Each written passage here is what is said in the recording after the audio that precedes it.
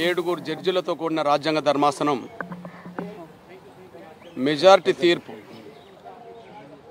ఆరుగురు జడ్జీల తీర్పు ప్రకారంగా ఎస్సీ రిజర్వేషన్ల వర్గీకరణ చేసుకునే అధికారం రాష్ట్రాలకు ఉన్నది. గతంలో రాష్ట్రాలకు లేదనే తీర్పును మేము వ్యతిరేకిస్తున్నామని చెప్పి న్యాయం వైపు తీర్పు చెప్పడం జరిగింది. 2004 నవంబర్ 5న 5 జడ్జిలతో కూడిన రాజ్యాంగ ధర్మాసనం ఎస్సీ వర్గీకరణ చేసే అధికారం రాష్ట్రాలకు లేదని చెప్పి తీర్పు చెప్పిన రోజు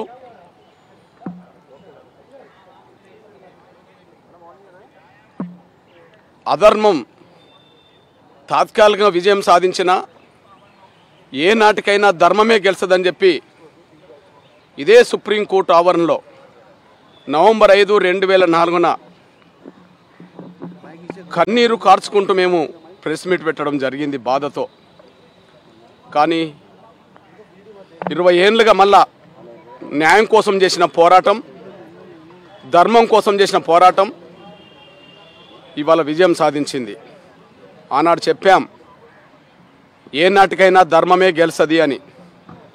ఈరోజు సుప్రీంకోర్టు 6 జడ్జిలతో కూడిన రాజ్యాంగ ధర్మాసనం మెజార్టీ తీర్పు ప్రకారంగా 6 వర్గీకరణ చేసుకునే అధికారం రాష్ట్రాలకు ఉన్నదని చెప్పి స్పష్టం చేయడంతో ధర్మమే గెలిచింది.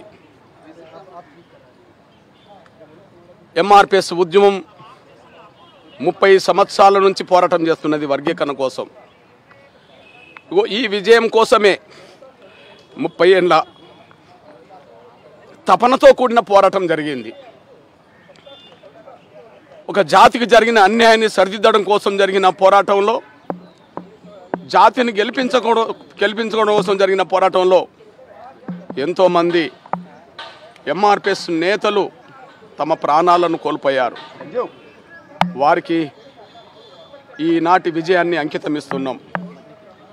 30 ఏళ్ళుగా అలుపెరగని పోరాటం చేస్తూ వచ్చిన, కష్టాలు వచ్చినా, బాధలు వచ్చినా, దెబ్బలు తగిలినా, జైలు పాలైనా, నిందలు పడ్డా, ఎన్ని రకాలుగా అవాంతరాలు అడ్డంకులు ఎదురైనా మొక్కవోని దీక్షతో, అకటింత పట్టుదలతో 30 ఏళ్ళుగా ఉద్యమాన్ని ముందుకు నడిపించిన ఎంఆర్పిఎస్ మాదిగ బిడ్డలందరికీ ఈ విజయాన్ని అంకితం ఇస్తున్నాం. అదే సమయంలో జాతి యావత్తు 30 ఏళ్ళు ఉద్యమం వైపే నిలబడ్డది. ఎన్నో కుట్రలు, ఉద్యమాన్ని దెబ్బతీసే కుట్రలు జరిగినాయి. ఎంతోమంది స్వార్థపరులు వెన్నుపోట్లు పొడవచ్చే ప్రయత్నం చేశారు. స్వార్థపరులైన పలుకుబడి వాళ్ళు అడ్డంకులు కల్పించే ప్రయత్నం చేశారు. అయినప్పటికీ సహనం కోల్పోకుండా, పట్టుదల వదలకుండా ఈ పోరాటాన్ని ముందుకు నడిపించాం. ఈ పోరాటం ఇవాళ విజయం సాధించిందంటే సమాజం యావత్తు, అన్ని వర్గాలకు సంబంధించిన సమాజం యావత్తు మాదిగ దండోరకు అండగా నిలబడ్డది.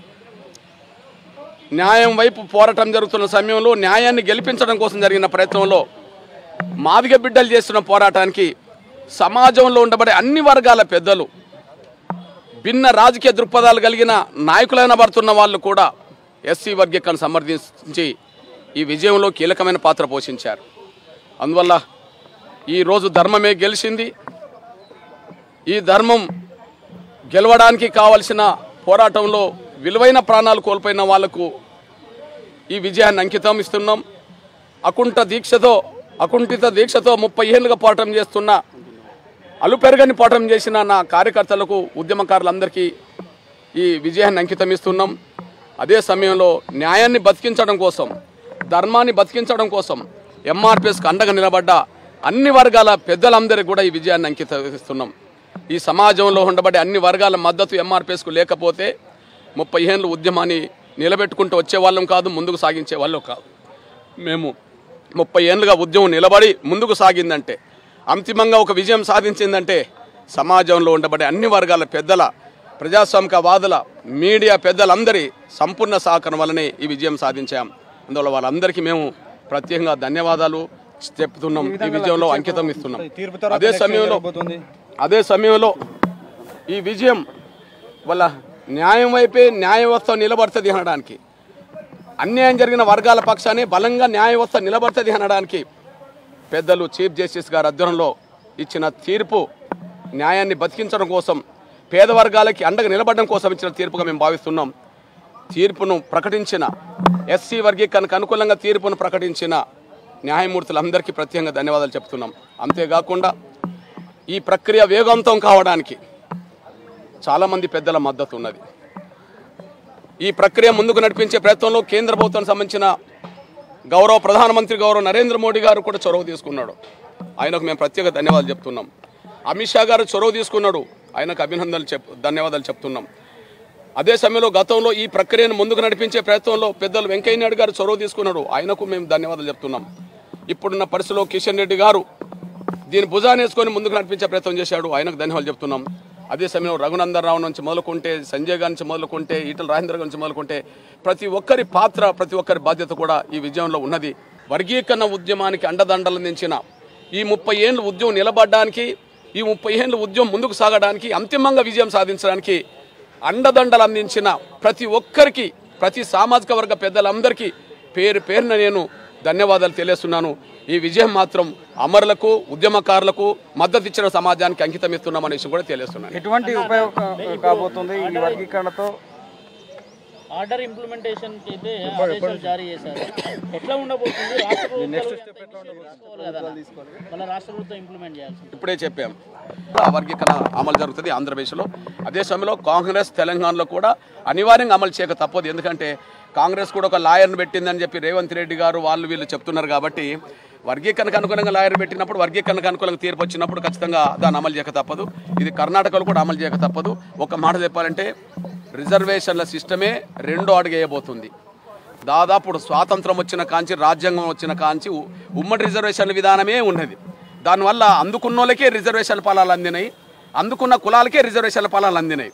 కానీ ఇప్పుడు అట్లా కాకుండా అందుకోలేని వర్గాలకు, అందుకోలేని వ్యక్తులకు, కుటుంబాలకు ఇవాళ వర్గీకరణ ద్వారా న్యాయం జరగబోతుంది. అంబేద్కర్ రాజ్యాంగంలో రిజర్వేషన్ పొందుపరిచాడు, కానీ దాన్ని ముందుకు నడిపించే విషయంలో మాత్రం వర్గీకరణ ప్రక్రియను ఎంఆర్పిఎస్ ముందుకు నడిపించింది అనే విషయం కూడా గుర్తు చేస్తున్నాను. రేవంత్ రెడ్డి గారు కూడా వర్గీకరణకు అనుకూలమని చెప్పి ఎన్నో వేదికల మీద మాట్లాడిండు. అదే సమయంలో లాయర్ను రాష్ట్ర ప్రభుత్వం తరఫున పెట్టిందని చెప్పి వాళ్ళు ప్రకటన చేశారు. కాబట్టి తీర్పు వర్గీకరణకు అనుకూలంగా వచ్చింది కాబట్టి వెంటనే వర్గీకరణ ప్రక్రియను వేగవంతం చేయడమే ప్రభుత్వాల మీద ఉన్న పని. అదే సమయంలో ఇక వర్గీకరణ ప్రక్రియకు సంబంధించిన అన్ని చర్యలు చేసేంత వరకు ఖచ్చితంగా ఆంధ్రప్రదేశ్లో కానీ లేదా తెలంగాణలో కానీ ఎక్కడ కానీ ఉద్యోగ నియామకాలు వెంటనే చేపట్టరాదని, ఖచ్చితంగా వర్గీకరణకు సంబంధిత జీవోలు వచ్చిన తర్వాత మాత్రమే, మార్గనిర్దేశక సూత్రాలు వచ్చిన తర్వాత మాత్రమే నోటిఫికేషన్లు అనేది జారీ చేయాలని చెప్పి నేను విజ్ఞప్తి చేస్తున్నాను.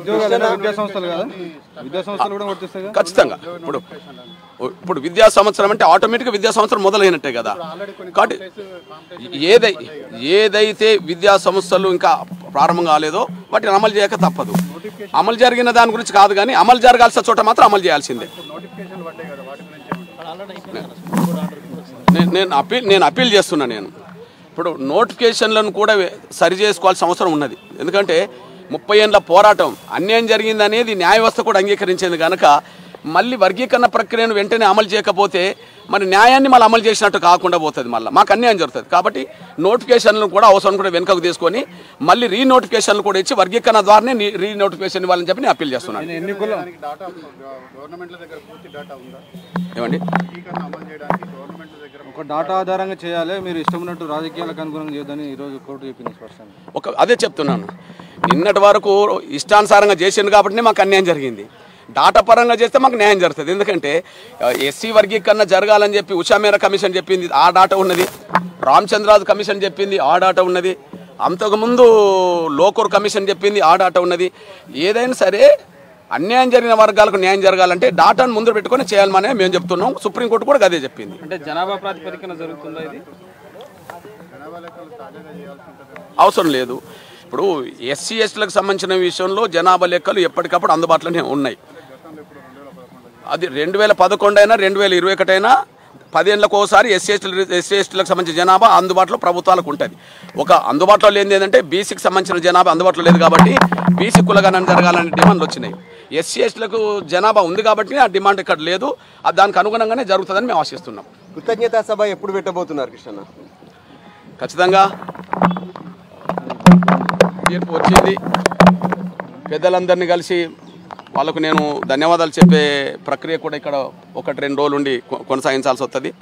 తర్వాత హైదరాబాద్ వెళ్ళిన తర్వాత జాతీయ అత్యవసర కమిటీ సమావేశం ఏర్పాటు చేసుకున్న తర్వాత అది విజయోత్సవ సభ, సహకరించిన వాళ్ళందరికీ అభినందన సభ, 2 ఒకే వేదిక మీద ఉండే విధంగానే మేము ప్రయత్నం చేస్తాం. ఖచ్చితంగా ఇప్పుడు సోదరులు కేంద్ర మంత్రివర్యులు గౌరవ కిషన్ రెడ్డి గారు ఉన్నారు.